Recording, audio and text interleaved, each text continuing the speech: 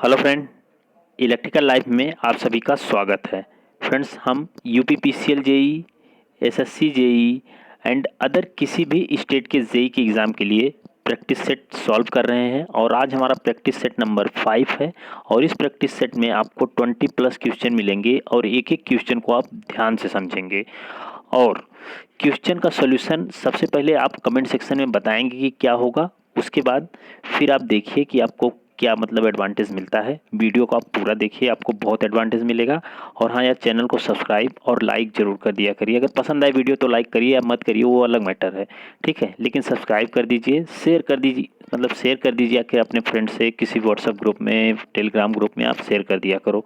Okay, चलिए अब हम देखते हैं पहला क्वेश्चन। तो पहला क्वेश्चन आपका है, under no load condition power drawn by the prime mover of an alternator goes to.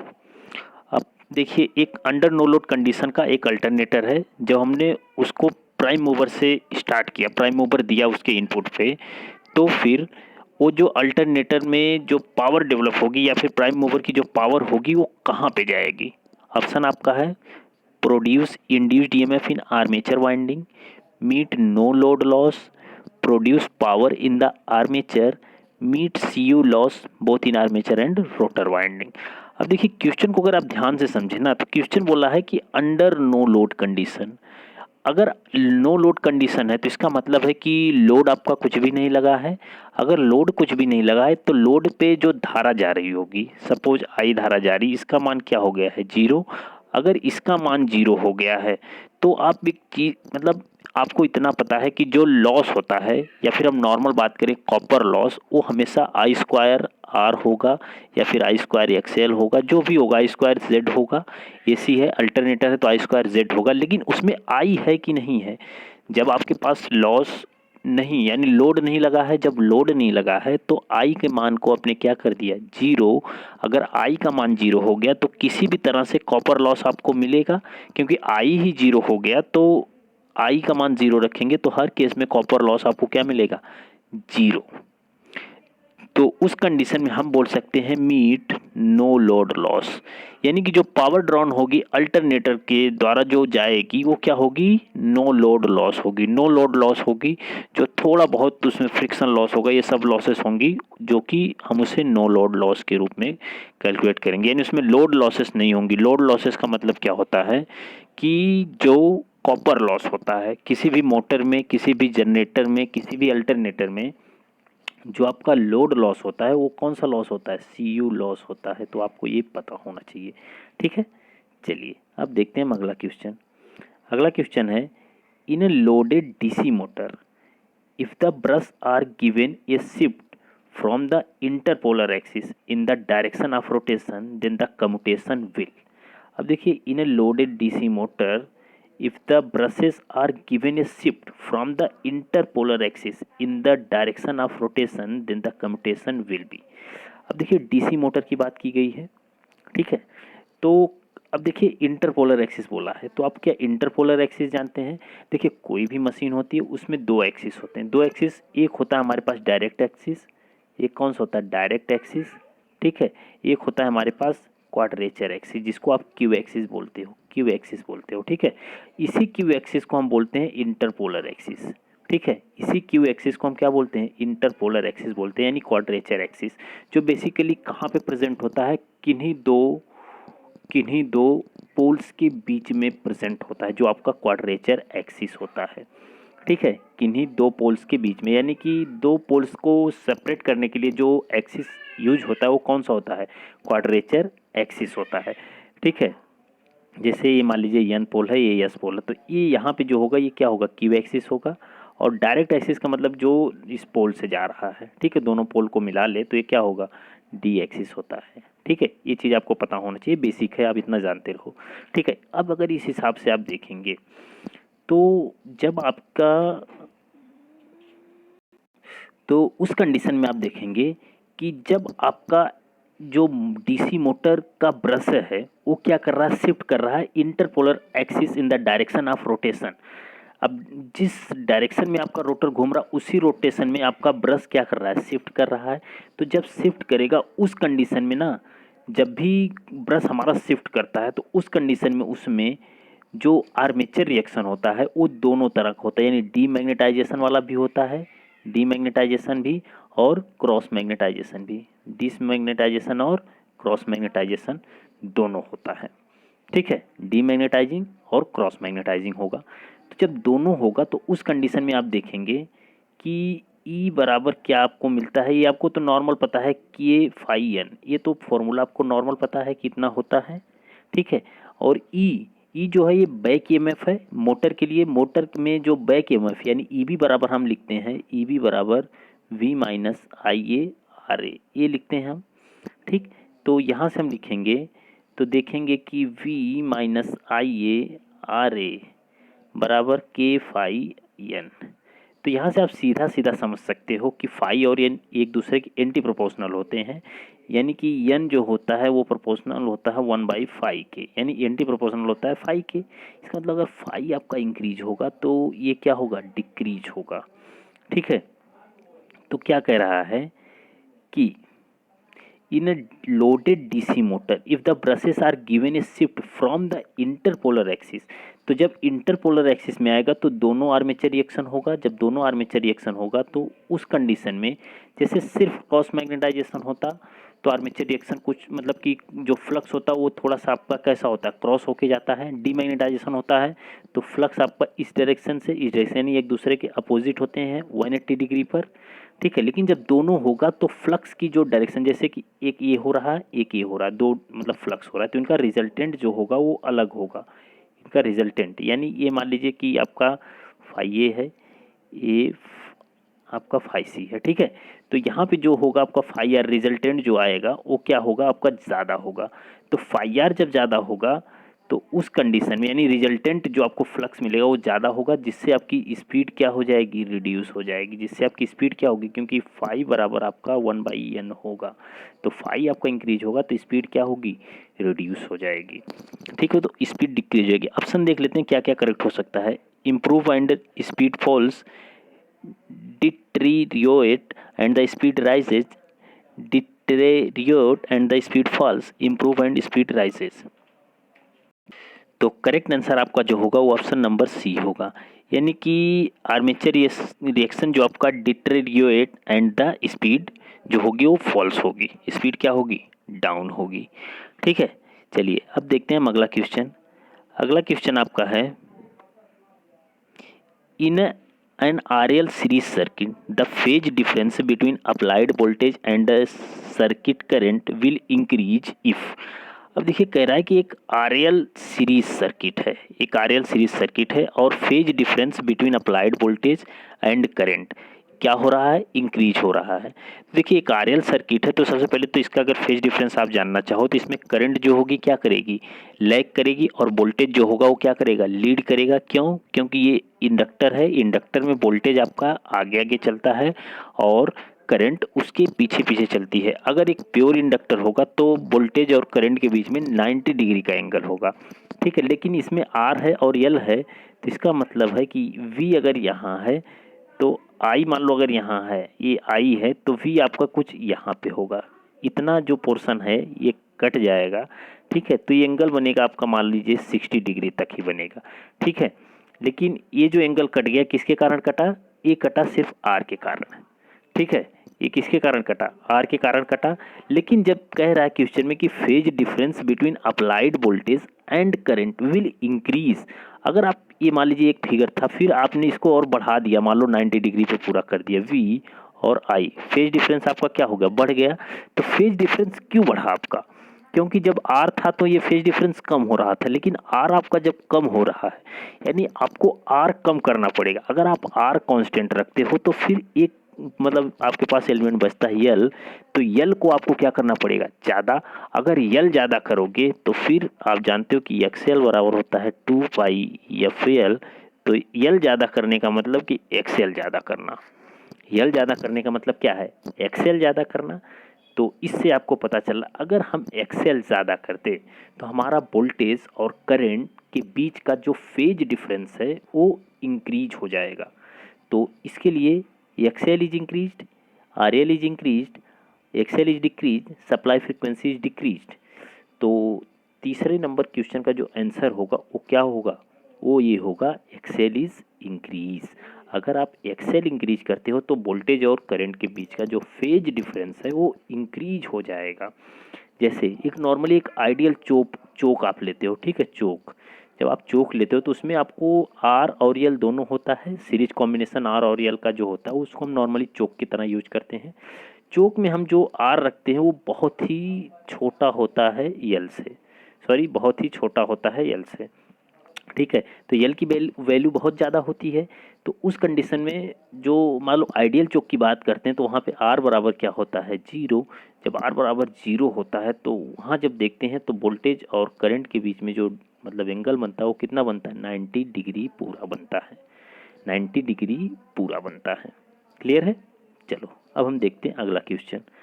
अगला क्वेश्चन है, if the magnetic susceptibility of any material is less than zero then the material is. अब देखिए कह रहा है कि कोई magnetic material है जिसकी ससेप्टिबिलिटी क्या है, लेस देन जीरो, यानी जीरो से भी कम है, तो उस मटेरियल को हम क्या कह सकते हैं। ऑप्शन आपका पैरामैग्नेटिक, फेरोमैग्नेटिक, डायामैग्नेटिक, फेरी मैग्नेटिक मटेरियल। अब लेस देन ज़ीरो है या फिर लेस देन ज़ीरो है। अब लेस देन ज़ीरो के लिए देखो मैग्नेटिक ससेप्टिबिलिटी क्या है, चुंबकीय, ठीक है, चुंबक धारण करने की क्षमता, ससेप्टिबिलिटी मतलब यही होती है, ठीक है। तो चुंबक धारण करने की जो क्षमता है वह बेसिकली इसको हम लिखते हैं जीन इसे एक्सएम से, और ये बराबर हम लिख देते हैं R-1, ठीक है, R-1। और ये जो R है ना इसी पर डिपेंड करता है कि आप कौन सा मटेरियल, अगर R का मान आपने एक रख दिया तो 1 - 1 बराबर ज़ीरो, यानी जो मटेरियल होगा वो क्या होना चाहिए, डायामैग्नेटिक, यानी डायामैग्नेटिक मटेरियल होगा तो एक होगा या एक से कम होगा, ठीक है। इस आर का मान, इस आर का मान एक होगा या एक से कम होगा, तो उस कंडीशन में आर बराबर क्या हो जाएगा, मतलब आर बराबर तो ससेप्टिबिलिटी बराबर जो हो जाएगा वो हो जाएगा ज़ीरो। तो आप ऐसे भी याद रखो या फिर आप ऐसे याद रखो कि मैग्नेटिक मटेरियल है और उसकी ससेप्टिबिलिटी लेस देन ज़ीरो है, जीरो से भी कम है, तो उसको हम डायामैग्नेटिक। अगर स्लाइटली थोड़ी सी बड़ी है वन से, ठीक है, स्लाइटली मोर देन वन, तो हम बोलेंगे पैरामैग्नेटिक मटेरियल है। अगर 100 या फिर 1000 टाइम्स मतलब मोर है, ज़्यादा है, तो होगा आपका फेरोमैग्नेटिक मटेरियल। तो मटेरियल को आप इस तरीके से भी याद कर सकते हो, ठीक है। चलिए अब हम देखते हैं अगला क्वेश्चन। अगला क्वेश्चन है कि the maximum demand of a consumer is 2 kilowatt and his daily energy consumption is 24 units, his load factor is, ठीक है, हिज लोड फैक्टर इज। अब ध्यान से समझो, सबसे पहले तो आप मेरे को बताओ कि लोड फैक्टर बराबर होता क्या है, जो नॉर्मल फॉर्मूला कभी कभी एग्जाम में पूछा जाता है। तो लोड फैक्टर जब भी हम पढ़ते हैं ना, लोड फैक्टर, लोड फैक्टर, ठीक है, लोड फैक्टर बराबर जो होता है वो होता है एवरेज वैल्यू, ठीक है, और ये याद रखिएगा कहीं कहीं पूछा जाता है, एवरेज वैल्यू अपान मैक्सिमम वैल्यू, अपान मैक्सिमम वैल्यू, ये होता है लोड फैक्टर। और लोड फैक्टर जो होता है वो क्या होता है, लेस देन होता है वन से, ठीक है, सॉरी, लेस देन होगा आपका, जो लोड फैक्टर है आपका लेस देन होगा वन से, ठीक है, एक आपका बड़ा होगा उससे छोटा होता है लोड फैक्टर, इतनी चीज़ पता है। लेकिन यहाँ पे आपको क्या दिया है कि जो कंज्यूमर है उसकी मैक्सिमम डिमांड 2 किलोवाट, ये तो आपको दिया है, लेकिन डेली एनर्जी जो कंज्यूम कर रहा है वो 24 यूनिट कर रहा है, डेली एनर्जी का कंजम्पशन वो 24 यूनिट कर रहा है। तो हम क्या करते हैं कि निकालते हैं, जब ऐसी बात होती है लोड फैक्टर निकालने के लिए तो हम फिर पूरे साल के लिए निकालते हैं, ठीक है, कि पूरे साल में कितना आपका लोड फैक्टर होगा परसेंटेज में, पूरे साल में, ठीक है, लोड फैक्टर कितना होगा।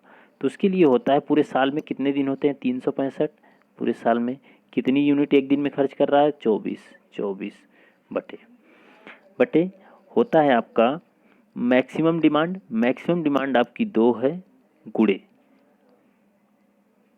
उस ईयर में कितने आवर आपकी यूज होते हैं उस मंथ में नॉर्मली, तो उसमें 2760, ठीक है, 2760 और ये मल्टीप्लाई बाई 100, ठीक है, ये कर देते हैं। तो लोड फैक्टर निकालने के लिए लोड फैक्टर बराबर जब भी आप निकालोगे तो unit per year, unit per year, ठीक है, ये फॉर्मूला ये कब होता है आपका, unit per year max demand maximum demand गुणे 8760 इंटू 100, परसेंटेज में तो ऐसे 100 लिख देंगे।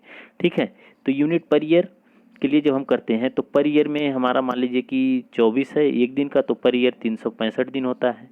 ये कर देंगे 2 गुणे 87 60 गुणे 100 गुणे 100, बस इसको आप कैलकुलेट कर लीजिए। कैलकुलेट करेंगे तो आपका आंसर आ जाएगा 50। आपका आंसर कितना आ जाएगा 50। तो इस क्वेश्चन का करेक्ट आंसर जो होगा वो होगा 50। कितना होगा 50। चलिए अगला देखते हैं। अगला क्वेश्चन है 2 couple coils with L1 equal to L2 बराबर 0.6 have coupling coefficient of K equal to 0.8। The turn ratio N1 and N2 is. अब देखिए क्या कह रहा है, आपका 2 कपल कॉइल है। ठीक है, सपोज एक कॉइल ऐसे है और एक कॉइल ऐसे, दोनों एक दूसरे से कपल्ड हैं। तो दोनों एक दूसरे से कपल्ड हैं, तो L1 और L2 का मान आपको कितना दिया है 0.6 दिया है, और कपलिंग कोफिशिएंट K का मान आपको 0.8 दिया है। टर्न्स रेशियो पूछ रहा है, तो एक फॉर्मूला आपको याद होगा, L बराबर जो होता है वो फॉर्मूला बहुत इंपॉर्टेंट है, आप इसको याद रखिए कि mu naught N square A upon L, यही होता है। तो यहाँ से आप देखेंगे L और N में एक रिलेशन है, L प्रोपोर्शनल है N स्क्वायर के। L प्रोपोर्शनल है N स्क्वायर की, क्योंकि आपसे टर्न्स रेशियो पूछा है N1 और N2, तो इसलिए हम सिर्फ N को लेके चलेंगे। ये हमारे लिए फिक्स रहेगा, ये भी हमारे लिए फिक्स रहेगा, L भी हमारे लिए फिक्स रहेगा। ठीक है, तो ये तो फिक्स रहेगा, इसकी बात नहीं की गई, सिर्फ टर्न्स की बात की गई, तो ये N स्क्वायर डायरेक्टली प्रोपोर्शनल हो गया। तो यहाँ से आप एक निकाल सकते हो, क्योंकि L1 और L2 दिया है, तो L1 अपान L2 बराबर आप N1 का स्क्वायर अपान N2 का स्क्वायर ऐसे लिख सकते हो। N1 और N2 का स्क्वायर ऐसे लिख सकते हो, कोई दिक्कत नहीं है ना, आप आराम से लिख सकते हो। तो N1 बटे N2 का होल स्क्वायर कर सकते हैं बराबर L1 और L2। L1 और L2 का मान कितना है 0.6, दोनों का दिया 0.6, कैंसिल हो जाएगा। तो N1 बाई N2 बराबर कितना होगा, एक, स्क्वायर हटाएंगे तब भी कितना होगा, एक ही होगा। तो N1 बाई N2 का जो वैल्यू आएगी वो कितनी आएगी, वो आएगी 1। कितनी आएगी 1। ठीक है, अब देखिए नेक्स्ट क्वेश्चन है, a rectifier for welding has voltage पर करंट कैरेक्टरिस्टिक है। एक रेक्टिफायर वेल्डिंग वाला है, ठीक है, और उसमें जो वोल्टेज और करंट का कैरेक्टरिस्टिक है वो कैसा होगा। ऑप्शन आपका है ड्रॉपिंग, राइजिंग, स्टैटिक, वेरिएबल। क्या होना चाहिए आपको यही बताना है। अब देखिए, तो एक वेल्डिंग के लिए एक रेक्टिफायर जो मतलब हम यूज करते हैं वेल्डिंग पर्पज़ के, वहाँ पे हम कौन सा जनरेटर यूज करते हैं, सबसे पहले तो आपको यही पता होना चाहिए। तो वेल्डिंग पर्पज़ के लिए जो हमारा जनरेटर होता है वो होता है हमारा सीरीज जनरेटर, ये आपको पता होना चाहिए। वेल्डिंग पर्पज़ के लिए हम लोग किसको यूज करते हैं, सीरीज जनरेटर। अब सीरीज जनरेटर की जैसी कैरेक्टरिस्टिक होगी ना, वही इसमें बस आपको बताना है। तो वोल्ट पर करंट या फिर वोल्टेज अपान करंट की जो कैरेक्टरिस्टिक होती है वो होती है ड्रॉपिंग नेचर की, एक सीरीज जनरेटर की, जिसको आप हमेशा लोड पर चलाते हो। याद रखना, series generator work on always on load, मतलब नो लोड पे काम नहीं करता, सिर्फ वो ऑन लोड पे काम करता है। तो इसकी जो कैरेक्टरिस्टिक होगी वो क्या होगी, ड्रॉपिंग नेचर की होगी। क्लियर है। चलो अब देखते हैं अगला क्वेश्चन। अगला क्वेश्चन आपका है LED lamp have a general life मतलब एक्सपेक्टेंसी ऑफ। तो एलईडी लैंप की जो जनरल लाइफ होती है वो कितनी होगी, 1000 आवर्स, 5000 आवर्स, 15000 आवर्स, 5000 आवर्स। ठीक है, ये 5000 आवर नहीं है 500 था। ठीक है, यहाँ पे थोड़ा सा ये ऑप्शन बी और डी दोनों सेम हो गया है, लेकिन आप इसको कर लीजिएगा। ठीक है, 5000 एक 500 रहा होगा, तो आप इसमें से कोई भी करेक्ट कर सकते हो। ठीक है, 8 नंबर का जो क्वेश्चन है उसमें आप ये 500 है, ये 5000 कर लो, चाहे ये 5000 ये 500 कर लो, आपको बताना है कि कौन सा करेक्ट होगा। ठीक है, तो देखिए इसका करेक्ट आंसर होगा 5000। अब चाहे 5000 आपने इसको माना है तो ये करेक्ट होगा, 5000 आपने इसे माना है तो ये करेक्ट हो जाएगा। यानी कि एक एलईडी लाइट की, यानी लाइट एमिटिंग डायोड की जो लाइफ होती है वो कितना होती है, वो होती है 5000 घंटे। 5000 घंटे। उसके बाद अगर हम बात करें एक एलईडी की बात करें तो फुल फॉर्म क्या होता है, लाइट एमिटिंग डायोड, कहीं कहीं पूछा जाता है लाइट एमिटिंग डायोड। अब लाइट एमिटिंग डायोड जो होता है, देखो कोई भी डायोड होता है वो दो रीजन में काम करता है, एक फॉरवर्ड बायस में, एक रिवर्स बायस में। तो जब भी एलईडी की बात होती है ना, तो ये हमेशा किस में काम करता है, फॉरवर्ड बायस में काम करता है। किस में, फॉरवर्ड बायस में काम करता है। ठीक है, चलो अगला क्वेश्चन देखते हैं। अगला क्वेश्चन है, ये device having characteristic very close to that of an ideal voltage sources. अब एक आइडियल वोल्टेज सोर्स की जो कैरेक्टरिस्टिक होती है वह किसके लगभग क्लोज होती है, vacuum diode, Zener diode, transistor या फीटी। बताओ किसके मतलब कि क्लोज होती है। ठीक है, तो इस क्वेश्चन का ना, ये देखो बहुत बढ़िया क्वेश्चन है, इस चीज़ को आप याद रखिएगा हमेशा कि एक जो आइडियल वोल्टेज सोर्स होता है ना, उसकी कैरेक्टरिस्टिक जो होती है वो बराबर होती है जीनर डायोड की। किसके, मतलब क्लोज होती है जीनर डायोड की तरह। जैसे जीनर डायोड की कैरेक्टरिस्टिक होती है उसी तरह से वोल्टेज सोर्स की भी कैरेक्टरिस्टिक होती है। ठीक है, चलिए अगला क्वेश्चन देखते हैं। अगला क्वेश्चन आपका है, force on a conductor is. ये कंडक्टर पे जो फोर्स लगता है वो क्या होता है, unidirectional, bidirectional, either of this, none of this, क्या होना चाहिए बताइए। एक कंडक्टर पे जो फोर्स लग रहा है वो कितना होना चाहिए, बताइए। क्वेश्चन नंबर 10, इसका आंसर क्या होगा, यूनिडायरेक्शनल या बाई डायरेक्शनल या दोनों या कोई नहीं। तो देखिए जब भी कोई कंडक्टर है उस पर जो हम फोर्स लगाते हैं ना, उसकी डायरेक्शन हमेशा कैसी होती है, यूनि डायरेक्शनल। तो देखिए अगर बात करें जैसे एक कंडक्टर है, ठीक है ध्यान से समझना, एक कंडक्टर है तो यानी इलेक्ट्रिकल कंडक्टर की हम बात कर रहे हैं, और जो फोर्स होता है वह इलेक्ट्रिकल में कैसा होता है, यानी जब भी बात करें एक फोर्स तो इलेक्ट्रिकल में उसको हम लिखते हैं as a voltage, as a voltage लिखते हैं। तो इसका मतलब है कि किसी कंडक्टर पे जो वोल्टेज लगता है उसकी डायरेक्शन कैसी होती है, तो वो डायरेक्शन होती है यूनि डायरेक्शनल। तो आपको बहुत इंपॉर्टेंट है। तो क्वेश्चन बोला है फोर्स ऑन ए कंडक्टर, इसका मतलब वोल्टेज ऑन ए कंडक्टर। ठीक है, आप इसी हिसाब से समझ सकते हो, क्योंकि फोर्स जो मैकेनिकल में होता है लेकिन इलेक्ट्रिकल में जो फोर्स होता है वो उसको हम क्या बोलते हैं, वोल्टेज बोलते हैं। तो वोल्टेज जो होता है वो क्या होता है, एक डायरेक्शन में लगता है किसी भी कंडक्टर पर, यानी कि इधर से भी लगाओ उधर से, ऐसा नहीं है। ठीक है, एक साइड से लगता है तो होता है यूनि डायरेक्शनल।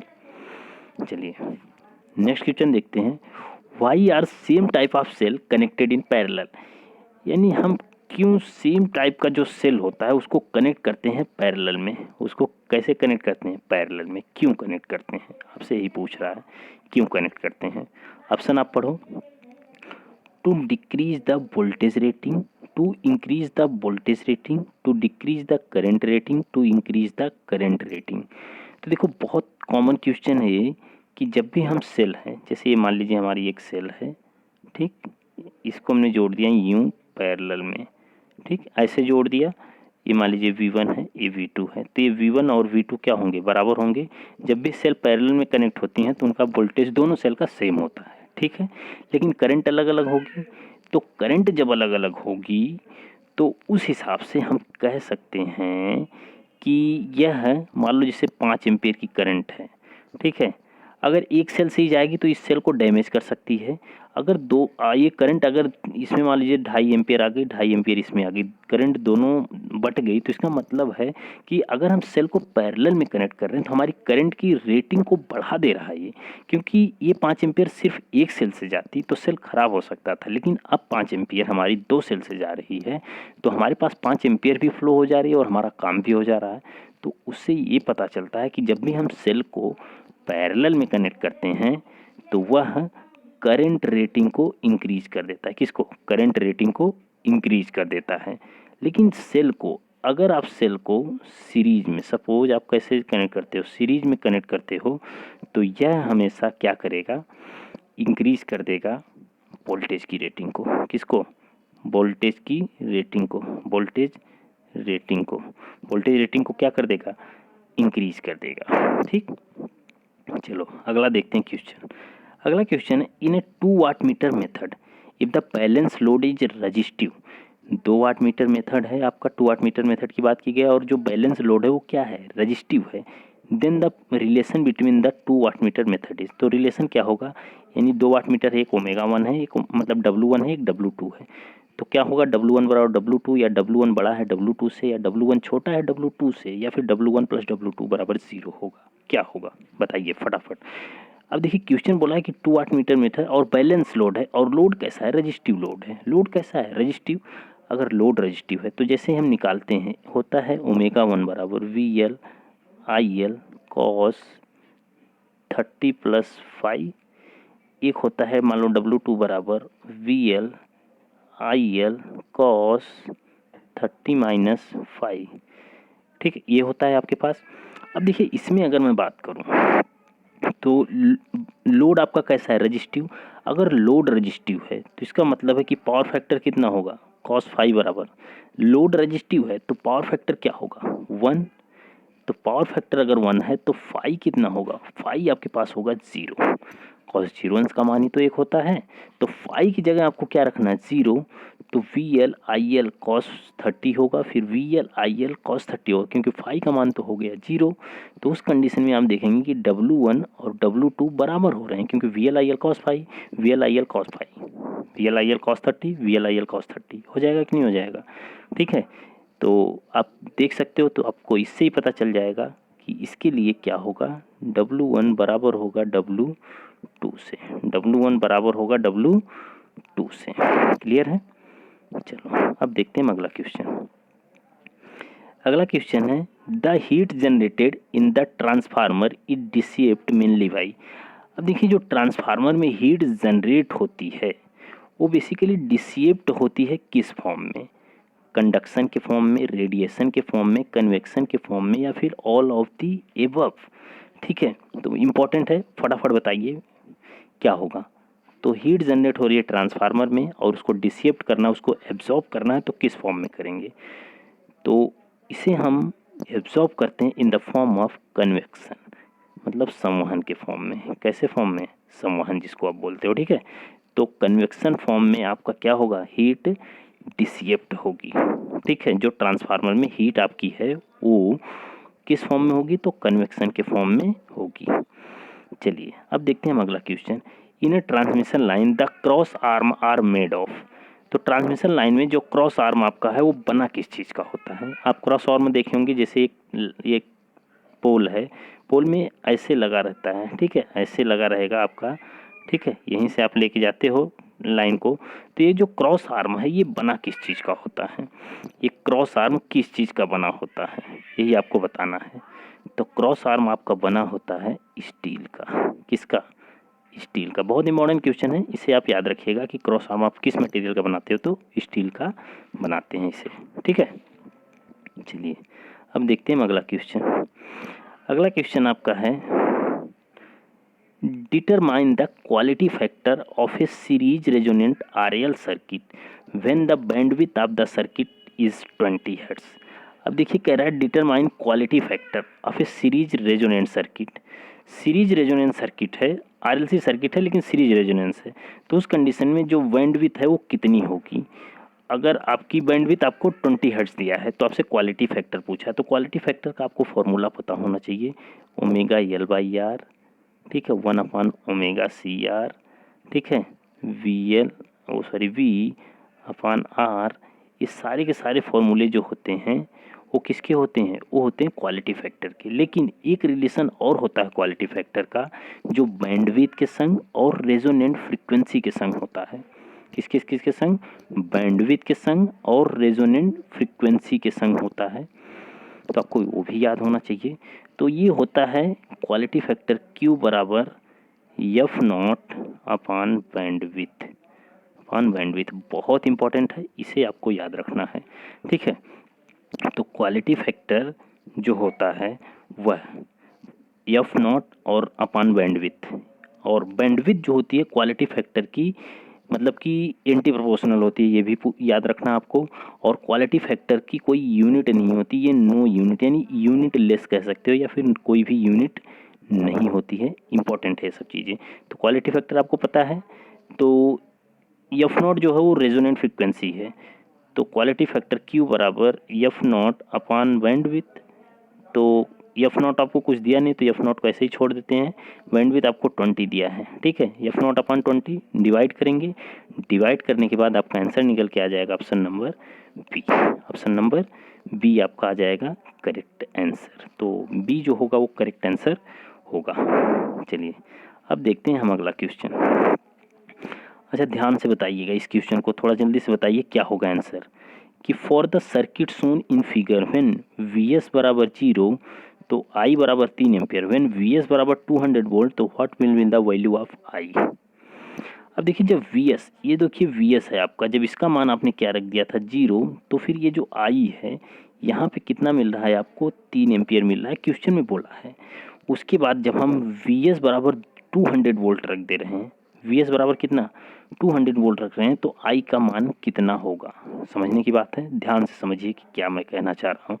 अब देखिए पहली कंडीशन क्या थी, वी एस बराबर 0 तो आई बराबर 3 एम्पियर। अब जब ये तो 0 हो गया तो फिर आई की जगह 3 एम्पियर किसके कारण मिला होगा, ये मिला होगा आई एस के कारण, ठीक है। आप भी समझ रहे हो कि ये तो 0 हो गया ना, तो इसका तो ये तो शॉर्ट हो जाएगा, क्योंकि वोल्टेज को जब 0 करोगे तो शॉर्ट होगा, करंट को जब 0 करेंगे तो ओपन होता है, याद रखना। करंट को नेगलेक्ट करने के लिए उसे ओपन किया जाता है, वोल्टेज को नेगलेक्ट करने के लिए उसे शॉर्ट किया जाता है। तो ये तो शॉर्ट हो गया है, इसका कोई मतलब नहीं है। तो फिर ये 3 एम्पियर जो आई का है ये आया कहाँ से होगा, ये आया होगा इस आई एस से, ठीक है। अब बस थोड़ा सा समझो, ठीक है। ये किसके कारण आया होगा, आई एस के कारण आया होगा, क्योंकि इसमें थोड़ा सा ना कंसेप्ट सुपर पोजिशन थ्योरम का है। सुपर पोजिशन थ्योरम में क्या होता है कि अगर 2 सोर्स लगे हैं तो एक एक सोर्स को हम लेके चलते हैं, ठीक है। तो अभी इसमें क्या था कि वी एस आपने 0 रखा था तो आई बराबर 3 एम्पियर मिला, किसके कारण मिला, वो मिला होगा आई एस के कारण। दूसरी कंडीशन क्या दिया है कि वी एस बराबर 200 वोल्ट है। चलो वी एस बराबर कितना रख दिया 200 वोल्ट, तो फिर आई का मान कितना होगा। अब ये नहीं कहा है क्वेश्चन में कि आई एस को आपको 0 करना है, लेकिन आप अपने समझ से समझ सकते हो कि पहले कंडीशन में वी एस 0 रखा था तो फिर दूसरी कंडीशन में क्या 0 होगा, आई एस क्या 0 होगा, आई एस 0 होगा। तो इस आई एस को हम करेंगे 0, तो इसको 0 करने का मतलब क्या है, ये होगा ओपन, क्या हो जाएगा ओपन। तो ये ओपन हो गया तो इस ब्रांच का कोई मतलब नहीं है, इतना खत्म हो जाएगा। तो वी एस बराबर 200 वोल्ट है तो करंट फ्लो होगी। अब देखिए करंट की डायरेक्शन किधर होगी ये भी आपको बताना है। यहाँ तो जो करंट की डायरेक्शन है ये ऊपर से नीचे है, ठीक, लेकिन ये जो वोल्टेज की पोलैरिटी है ये ऊपर निगेटिव है नीचे पॉजिटिव है, और करंट हमेशा किसी वोल्टेज सोर्स से निकलती है तो उस पॉजिटिव टर्मिनल से निकलती है, यानी करंट की डायरेक्शन ऐसी होगी। करंट की डायरेक्शन कैसी होगी, ऐसी होगी, ठीक है। तो कितनी करंट फ्लो होगी, 200 वोल्ट दिया है, और रेजिस्टेंस कितना होगा 20 और 30 कितना हो जाएगा 50, 20 और 30 50। क्यों 50 हुआ, क्योंकि 30 और 20 किस में कनेक्ट है, सीरीज में ना, क्योंकि इसका तो कोई मतलब ही नहीं है, एक खत्म हो गया है। तो 20 और 30 क्या हो जाएंगे 50 ओम। तो इससे आई का मान कितना हो जाएगा, वो हो जाएगा 200/50 बराबर हो जाएगा 4 एम्पियर। तो पहले आई बराबर कितना फ्लो हो रहा था 3 एम्पियर, और आई बराबर जब आपका 3 एम्पियर फ्लो हो रहा था तो दूसरी कंडीशन मान लेते हैं आई डैश बराबर, आई डैश बराबर कितना फ्लो हो रहा है 4 एम्पियर, 4 एम्पियर। तो आई का मान कितना होगा, ये मान लो आई डैश है, ये आई डबल डैश है, ठीक है, मान के चलते हैं। तो इस आई का मान कितना होगा। अब आप ध्यान से समझो कि आई डैश यानी 3 एम्पियर था तो 3 एम्पियर ऐसे आ रहा था, क्योंकि डायरेक्शन नहीं शो किया गया है तो हम मान के चल रहे हैं कि डायरेक्शन यही होगा। लेकिन दूसरे केस में जब हमने 200 वोल्ट लगाया तो उस कंडीशन में जो आई डबल डैश बराबर 4 एम्पियर आया उसकी डायरेक्शन इधर से होगी, क्योंकि वोल्टेज के हिसाब से हम लेंगे करंट की डायरेक्शन। तो वोल्टेज की पोलैरिटी नीचे पॉजिटिव है तो करंट भी इसी से निकल के जाएगी। जब करंट इसी से निकल के जाएगी तो 4 एम्पियर इधर से अब जाएगी, 4 एम्पियर इधर से जाएगी, 3 एम्पियर ऊपर से आ रही है। तो टोटल करंट किधर फ्लो होगी, तो टोटल करंट आपकी 1 एम्पियर होगी, कितना होगी 1 एम्पियर। अब करंट की डायरेक्शन किधर है इसे आप देख के पोलैरिटी लगा सकते हो। करंट की डायरेक्शन नीचे की तरफ है और नीचे की तरफ आ रही है, तो नीचे की तरफ जो करंट है वो 3 एम्पियर आ रही थी और ऊपर जो जा रही है वो तो 4 एम्पियर है ना। तो नीचे वाली डायरेक्शन आपको जब लेके चलना है तो करंट की वैल्यू 3 - 4 बराबर -1 एम्पियर आएगा। तो कंसेप्ट को आप ध्यान से समझ लेना कि मैंने क्या बोला, कि आंसर जो होगा वो -1 एम्पियर होगा। क्यों, क्योंकि करंट की डायरेक्शन पहले ही आपको ऑलरेडी नीचे की तरफ दिया है, तो आप अपनी तरफ से मत एज्यूम करना कि 4 है और ये 3 आ रहा था, 4 - 3 करके 1 एम्पियर लगा दें, आंसर गलत हो जाएगा। नहीं, क्या करना है कि आप ये देख रहे हो कि 4 एम्पियर इधर से जा रही है और उस सर्किट में जो करंट की डायरेक्शन शो की गई है वो नीचे की तरफ शो की गई है। जब नीचे की तरफ शो की गई है तो आपको करंट भी उसी डायरेक्शन में बतानी पड़ेगी, तो उसी डायरेक्शन में बताएंगे तो -1 एम्पियर आएगी, -1 एम्पियर आएगा। तो करेक्ट होगा बी नंबर। चलिए अगला देखते हैं। अगला क्वेश्चन है the use of thermocouple meter. Thermocouple meter जो हम यूज करते हैं वो एसी मेजरमेंट में leads to a meter scale. तो उसमें जो मीटर का स्केल होता है वो कैसा होता है, लीनियर, स्क्वायर लॉ, लॉगरिथमिक या फिर एक्सपोनेंशियली। अब देखिए थर्मोकपल की बात करें तो थर्मोकपल आपका वही होगा जहाँ पे हॉट स्क्वायर यानी कि हॉट मतलब कि हॉट मतलब मेजरमेंट हम यूज करते हैं, ठीक है। जहाँ पे हॉट मेजरमेंट यूज करते हैं वहाँ पे जो हॉट मेजरमेंट के लिए हमें करंट जो होती है वो आई स्क्वायर होती है, यानी स्क्वायर लॉ वहाँ पे फॉलो होता है, ठीक है। जैसे हीट जब होगी तभी मतलब कि वो जो भी मतलब मेजरमेंट होगा यानी थर्मोकपल आपका वहाँ पे तब जाके थर्मो देखो नाम से ही पता चल रहा है कि कुछ ना कुछ वहाँ पे ऊर्जा आएगी, कुछ ना कुछ वहाँ पे उष्मा आएगी, ठीक है। तो हीट जो होता है वो आई स्क्वायर आर इंटू टी होता है हीट। तो इससे ये पता चलता है इसका स्केल जो आई स्क्वायर है, तो आई स्क्वायर से वो स्क्वायर लॉ को फॉलो करेगी, जो कि ऑप्शन नंबर बी में है स्क्वायर लॉ को फॉलो करेगी। चलिए अगला देखते हैं। अगला है what is the characteristic impedance of an ideal voltage source amplifier with respect to input and output impedance. What is the characteristic of ideal voltage amplifier. एक आइडियल वोल्टेज एम्पलीफायर के लिए क्या होगा इनपुट और output impedance, low input and high output impedance होगा, या फिर high input and low output impedance होगा, या low input and low output होगा, या फिर high input and high output impedance होगा।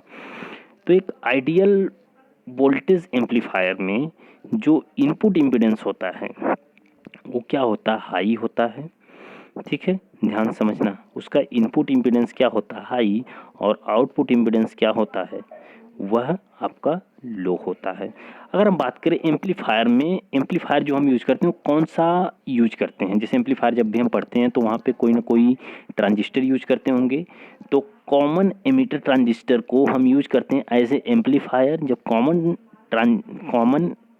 कॉमन एमीटर को एज ए एम्पलीफायर यूज कर रहे हैं तो कॉमन एमीटर की कैरेक्टरिस्टिक भी वहाँ पे फॉलो होगी। तो कॉमन एमीटर की जो कैरेक्टरिस्टिक होती है वो high input impedance and low output impedance होती है। तो ये करेक्ट होता है, आपको ये याद रखना है, ठीक है। चलो अगला क्वेश्चन देखते हैं। अगला क्वेश्चन है ये 3 phase 4 pole induction motor work on 3 phase 50 cycle per second supply. If the slip of the motor is 4%, the actual speed will be।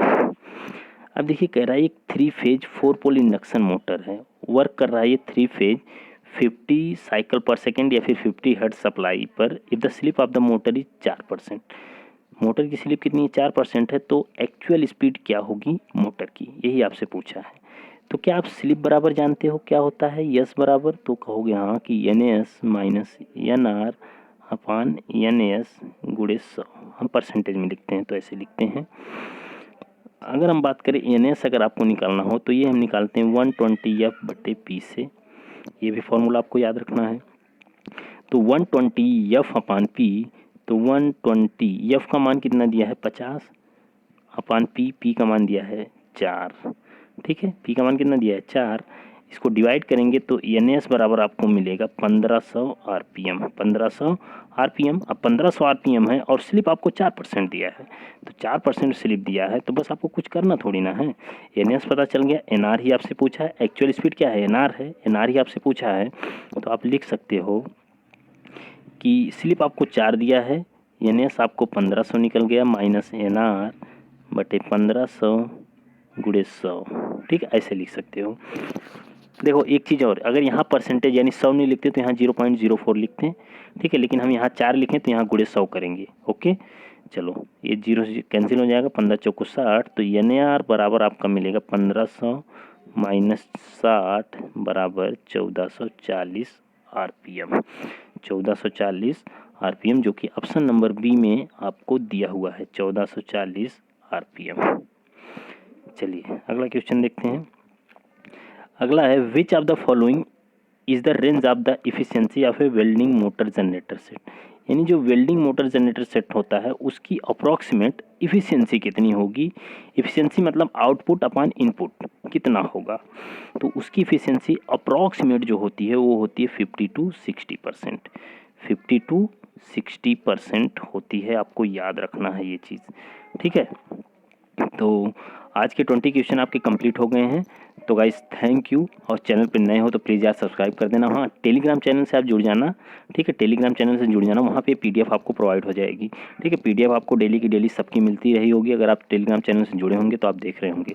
देखो धीरे धीरे हम क्वेश्चन को समझ रहे हैं, आगे आने वाले है एग्ज़ाम वैकेंसीज देखो आएंगी, यूपीपीसीएल में वैसे भी आसार दिख रहा है कि वैकेंसी बहुत जल्दी हो सकता है, तो इसके लिए आप पहले से तैयार रहो। अभी से आप प्रैक्टिस करते चलोगे ना तो टाइम एक ऐसा आएगा कि आप देखोगे कि आप बहुत अच्छे लेवल में पहुंच गए हो। जो नहीं प्रैक्टिस कर रहा है यार उसका क्या है, ठीक है, वो लास्ट में जब उसको मोटिवेशन मिलेगा फिर लास्ट में पढ़ेगा, लेकिन जो अब से पढ़ रहा है तो उसको अलग फ़ायदा मिलेगा ना। तो इसलिए आप अभी से पढ़ना स्टार्ट करो, इसमें कोई और ना रहे, कोई भी मतलब कन्फ्यूज़न ना रखो कि अभी पढ़ें कि ना पढ़ें, पढ़ें कि ना पढ़ें, ये वाला मतलब मुद्दा मत रखना ना।